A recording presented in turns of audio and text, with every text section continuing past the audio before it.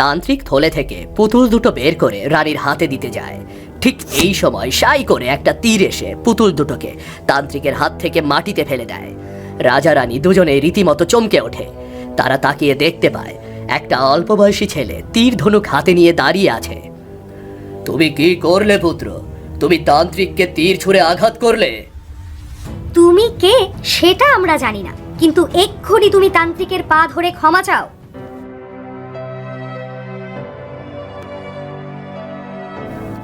মোহনগড় রাজ্যের মন্ত্রী এক বিষাক্ত ষড়যন্ত্রের খেলায় মেতে উঠেছে। ঘোড়া ছুটিয়ে সে গভীর বনে এক অপশক্তিধারী তান্ত্রিকের কাছে এসে পৌঁছায়। মন্ত্রী, তোর তো রাজবাড়িতে থেকে রাজকার্য করার কথা, তুই আমার কাছে কি চাস? রাজার ঘরে এক পুত্র সন্তানের জন্ম হয়েছে। আমি আপনার কাছে সাহায্য চাই, যাতে করে সেই সন্তান সহ গোটা রাজ পরিবার ধ্বংস হয়ে যায়। বুঝতে পেরেছি, গোটা রাজ্যের দখল তুই নিজের নামে নিতে চাস, তাই তো? হ্যাঁ, একদমই ঠিক ধরেছেন। এর জন্য যা যা করতে হবে আমি সব করতে প্রস্তুত। এই কাজে আপনি আমাকে সাহায্য করুন। বিনিময়ে আমি কি পাবো? আপনি যা চান আমি আপনাকে তাই দেব। বলুন আপনি কি চান? আমি তোর গলায় ঝুলে থাকা বহু মূল্যবান মুক্ত হারটা চাই। দিবি আমাকে, দিবি? আপনি আমার সবচেয়ে পছন্দের একটা জিনিস চেয়েছেন, তবে আমি না করব না। নিশ্চয়ই আমি আপনাকে এটা দেব, তবে তার জন্য কাজটা নিখুঁত হতে হবে। এই নিয়ে তোকে চিন্তা করতে হবে না, আমার শক্তি সম্পর্কে তোর কোনো ধারণাই নেই। ঠিক আছে, তাহলে এই নিন আমার গলায় ঝোলানো মুক্তহার, আর আমাকে সাহায্য করুন। এই কালো পাথরটা সাথে করে নিয়ে যা। সুযোগ বুঝে সদ্য জন্ম নেওয়া রাজকুমারকে বাইরে কোথাও ফেলে আসবি, আর তার জায়গায় রেখে দিবি এই কালো পাথর, যেটা রাখার সাথে সাথে এক অপশক্তিধারী সন্তান রূপ নেবে। আমি আপনার কথা মতো কাজ করব। আমাকে সাহায্য করার জন্য আপনাকে অসংখ্য ধন্যবাদ। শুধু একটা অনুরোধ, এই কথা যেন কাকপক্ষীও টের না পায়। তুমি নিশ্চিন্তে রাজবাড়িতে ফিরে যাও, এ নিয়ে তোমাকে একদম চিন্তা করতে হবে না।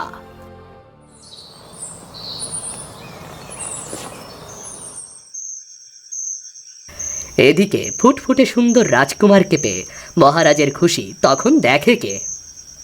আজ আমি সত্যি অনেক খুশি হয়েছি রানী, এটা আমি ভাষায় প্রকাশ করতে পারবো না। মহারাজ, আপনার বংশধর এসে গেছে।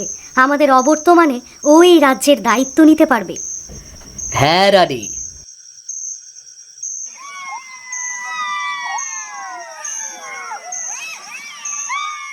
অনেক রাতে মন্ত্রী রানীর ঘরে ঢুকে পড়ে। তার পাশ থেকে বাচ্চাটাকে কোলে তুলে নেয়, আর সেই জায়গায় রেখে দেয় তান্ত্রিকের দেওয়া কালো পাথর। বাচ্চাটাকে নিয়ে মন্ত্রী বাইরে চলে আসে। সেখানে এক সেনা আগে থেকেই দাঁড়িয়ে ছিল। বিকেলে আমি কি কি বলেছিলাম সব কথা একদম মনে আছে তো? হ্যাঁ মন্ত্রী মশাই, আমার একদম সবকিছু মনে আছে। আরে আস্তে আস্তে, কেউ দেখে ফেলার আগে বাচ্চাটাকে নিয়ে জায়গা মতো চলে যাও, কেমন? মন্ত্রীর কথা মতো বাচ্চাটাকে কোলে দিয়ে সেনা ঘোড়া ছুটিয়ে অন্ধকারে মিলিয়ে গেল। অনেকক্ষণ ঘোড়া ছোটানোর পরে একটা গভীর বনে এসে সেনা ঘোড়া থেকে নেমে পড়ে। এত সুন্দর একটা ফুটফুটে বাচ্চাকে কিভাবে আমি জ্যান্ত মাটিতে পুড়িয়ে ফেলি? না না না না, এমন একটা কাজ আমি কিছুতেই করতে পারি না। না না না, কিছুতেই না। তার থেকে বরং বাচ্চাটাকে আমি এখানেই রেখে চলে যাই। যেমন ভাবা তেমন কাজ। সেনা বাচ্চাটাকে মাটিতে রেখে ঘোড়া ছুটিয়ে আবার চলে যায়।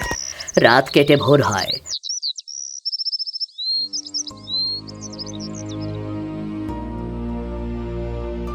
না!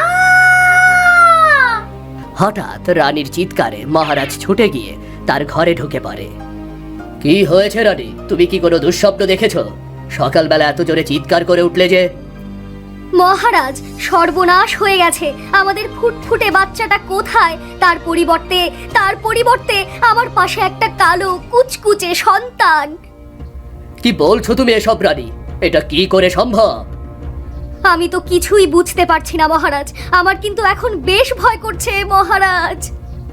শান্ত হও রানী, দুশ্চিন্তা করো না, আমি দেখছি কি করা যায়। এদিকে সকালবেলা এক তোতা তার গাছতলায় ওই রাজকুমার শিশুকে পড়ে থাকতে দেখে। আহারে, এটা তো একটা সদ্য জন্মানো শিশু, কিন্তু একা একা এই বনে এলো কি করে? আশেপাশে তো কাউকে দেখতে পাচ্ছি না। এখন কি করি? বাচ্চাটা তো সেই কখন থেকে কান্না করছে। আমি বরং ওকে কিছু খাইয়ে শান্ত করি, তারপর কেউ ওকে খোঁজ করতে এলে দিয়ে দেবো খন।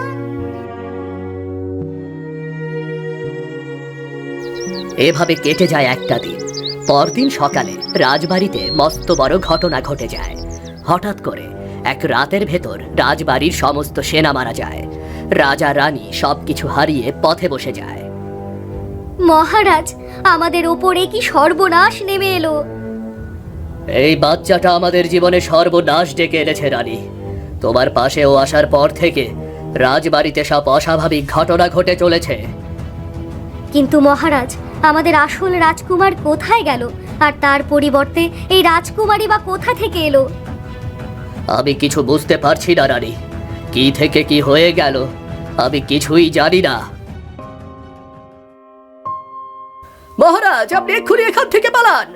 মন্ত্রী বেশ কিছু সৈন্য নিয়ে আপনাকে বন্দী করতে আসছে মহারাজ। এসব কি বলছো তুমি সেনা? মন্ত্রী আমাকে বন্দী করবে? কি পাগলের প্রলাপ বকছো তুমি? আমি একদম ঠিক কথাই বলছি মহারাজ। মন্ত্রী কোনো এক অলৌকিক ক্ষমতায় আবার রাজবাড়িকে আগের জায়গায় ফিরিয়ে এনেছে আর নিজেই রাজা হয়ে বসেছে। তার মানে আমাদের বিরুদ্ধে হওয়া সকল অঘটনের পিছনে এই মন্ত্রীর হাত নেই তো? থাকাটা অস্বাভাবিক কিছু নয় রানীমা, তবে এখন একদম কথা বাড়ানোর সময় নয়। আপনারা জীবন বাঁচিয়ে এক্ষুনি পালিয়ে যান। তোমাকে অসংখ্য ধন্যবাদ সেনা, তোমার এই উপকার আমি কোনোদিনও ভুলবো না। চলো রানী, আমাদের এক্ষুনি এখান থেকে পালাতে হবে রানী। কোলে থাকা কুচকুচে কালো সেই শিশুকে ওখানে রেখেই রাজা রানী ছুটে পালিয়ে যায়। মন্ত্রী সেনা নিয়ে এসে রাজা বা রানী কাউকেই না পেয়ে আবার ফেরত চলে যায়। এরপর কেটে যায় বেশ কয়েকটা বছর। ওদিকে রাজকুমার তোতার ঘরেই বড় হয়। তোতাকেই সে মা বলে ডাকে। মা, তোমাকে তো দেখতে অন্যরকম, তাহলে আমি তোমার মতো হলাম না কেন? একটা কথা আমি তোমার কাছে সব সময় লুকিয়ে গেছি। এখন তুমি বড় হয়েছো, এবার তোমাকে কথাটা বলার সময় হয়েছে। কি কথা মা? কি এমন কথা থাকতে পারে যা তুমি আমাকে এতদিন বলনি? আজ থেকে বেশ কিছু বছর আগের কথা। আমি তোমাকে এই গাছের নিচে পাই, সেই থেকে তোমাকে আমি আদর যত্নে বড় করে তুলি। তোমার আসল মা বাবাকে আমি অনেক খুঁজেছি, কিন্তু কোথাও পাইনি। আমার বাবা মা কি তাহলে আমার মতো দেখতে? হ্যাঁ, একদম তোমার মতোই দেখতে, কিন্তু আমার দুর্ভাগ্য আমি তোমাকে তাদের হাতে তুলে দিতে পারিনি। তুমি কষ্ট পাচ্ছ কেন মা? আমি তোমার সাথে অনেক ভালো আছি। এবারে আমি আসল মাকে খুঁজে বের করব, দেখে নিও তুমি। ওই বনের পাশ দিয়ে একটা ছোট নদী বয়ে গেছে। তার পারে রাজা রানী ছোট্ট ঘর করে বাস করে আসছে। এর কিছু বছর পর হঠাৎ একদিন তান্ত্রিক অতিথি হয়ে ওদের বাড়িতে আসে। তাকে পেয়ে রাজা ও রানী দুজনেই খুশি হয়। আসুন তান্ত্রিক, আমাদের বাড়িতে আসন গ্রহণ করুন। হে তান্ত্রিক, দয়া করে বলুন আমরা আপনার জন্য কি করতে পারি? কি সেবা করলে আপনি সবচেয়ে বেশি খুশি হবেন? তোদের কিছুই করতে হবে না। তোদের আচার ব্যবহার দেখে আমি বড়ই খুশি হয়েছি।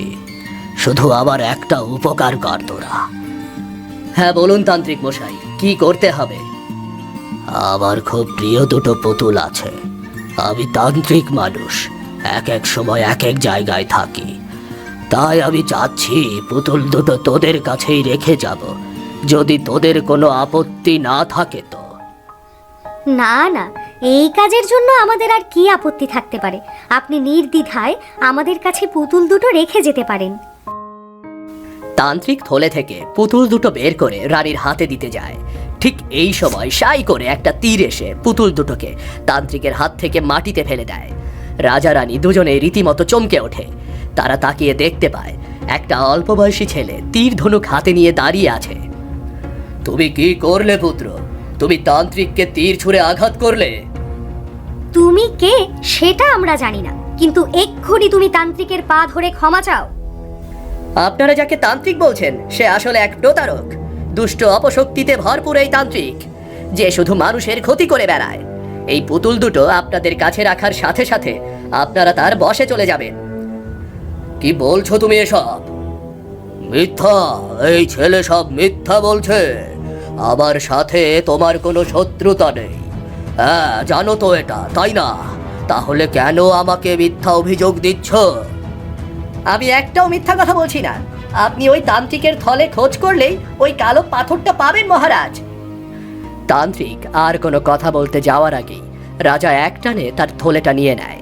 থলেটা উপর করতেই সেটার ভেতর থেকে একটা কালো পাথর বের হয়ে আসে। পাথরটা মাটিতে পড়তেই সেটা একটা বাচ্চা শিশুতে রূপ নেয়। এই দেখেই চমকে ওঠে রানী। অতীতের কোনো দৃশ্য তার চোখের সামনে যেন ভেসে ওঠে। মহারাজ, এ তো সেই কুচকুচে সন্তান, কিন্তু এই শিশুটা তান্ত্রিকের থলের ভেতর এলো কি করে? তার মানে সেদিন তোমার পাশে যে শিশুটি ছিল সেটাও এই তান্ত্রিকের দেওয়া? সত্যি করে বলুন তান্ত্রিক, এই শিশুটাকে দিয়ে আপনি কার কার ক্ষতি করেছেন? দয়া করে এই শিশুটাকে আমার কাছে ফিরিয়ে দিন। আমি কিন্তু আমার উত্তর পাইনি। এই শিশুটা এ পর্যন্ত কার কার হাতে গেছে? ওকে এ পর্যন্ত আমি শুধুমাত্র মোহনগড়ের মন্ত্রীর হাতেই দিয়েছিলাম। তার মানে সেদিন আমার সাথে যা যা ঘটেছে সব কিছুর পেছনে ওই মন্ত্রীর ষড়যন্ত্র ছিল। তার ওই কাজে সাহায্য করেছে এই তান্ত্রিক। আমি তো সবটা বলে দিলাম, এখন আমাকে এই বাচ্চাটা ফেরত দিন না। এই বাচ্চাটা আপনি আর কোনোদিনও ফেরত পাবেন না। ঠিক এই সময় রাজার চোখ পড়ে উপস্থিত ওই ছেলেটার গলার দিকে। সেখানে একটা ছোট মালা ঝোলানো আছে। সেই মালায় একটা সিংহের মুখ আঁকা। রানী, এটা তো আমার দেওয়া সেই মালা। এটা এই ছেলের গলায় এলো কি করে? আমিও তো কিছুই বুঝতে পারছি না মহারাজ। এই ছেলে, বলো, এই মালাটা তোমার গলায় কিভাবে এলো?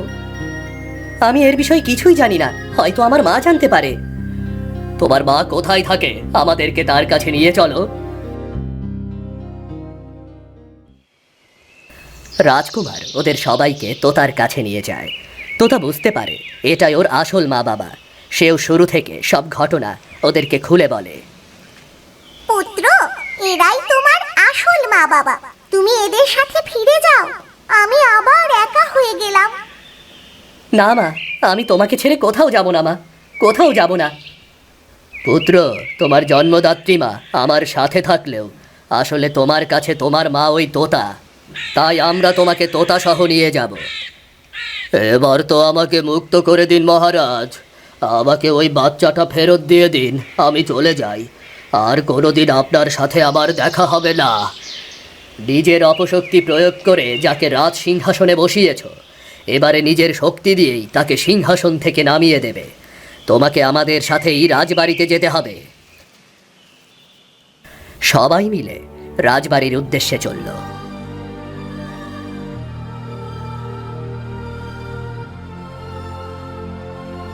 একসাথে সবাইকে দেখতে পেয়ে মন্ত্রী ভীষণ চমকে যায়। সেনা, কি হচ্ছে এসব?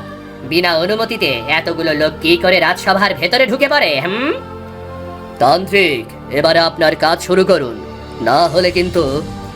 আমি এক্ষুনি করছি মহারাজ। দয়া করে আমার কোনো ক্ষতি করবেন না, কোনো ক্ষতি করবেন না। তান্ত্রিক মহারাজের হাতে থাকা বাচ্চাটার মাথায় হাত বোলাতেই মন্ত্রী রাজার মতো ভিখারির বেশে রূপ নেয়, আর রাজা তার আসন ফিরে পায়। এক্ষুনি এই দুষ্টু তান্ত্রিক আর মন্ত্রীকে আজীবনের জন্য বন্দী করা হোক। ওদের জন্য এই অন্ধকার কারাগারই হলো উপযুক্ত জায়গা।